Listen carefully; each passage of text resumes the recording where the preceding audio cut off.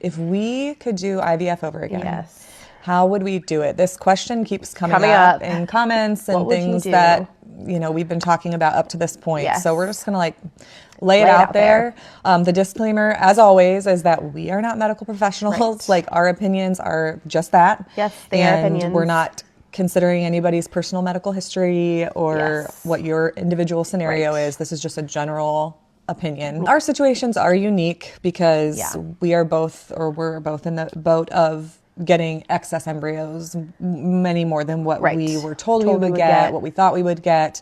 But the reality is, like, we probably personally know at least 10 other women who are in the same boat as us. Yes. So I know people like watch our story and they're like, yeah, well, I've done three retrievals and I got 0 this time and 1. And that does happen. And I realize that.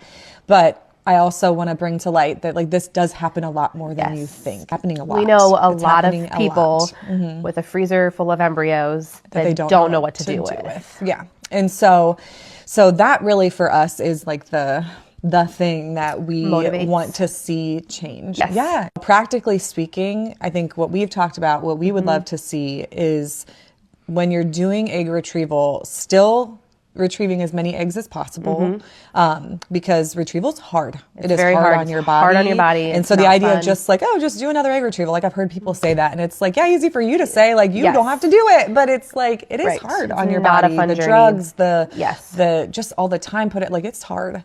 And so if you could avoid multiple retrievals, awesome. Get as many eggs as we could, fertilize only the number that we were comfortable transferring or using in total. Yes, exactly. And then freezing the remainder of our eggs to be used at another time. There is question about the quality of your egg through freezing. However, the process of freezing eggs has actually gotten a lot better in recent years. Well, it's becoming like common practice for older, like if for you're women 28 and you're not in a relationship, go freeze your eggs. Like, they're medical professionals definitely are promoting that as an option. So clearly it is an option. Right. That way we would still have extra eggs if we wanted to make more embryos in the future.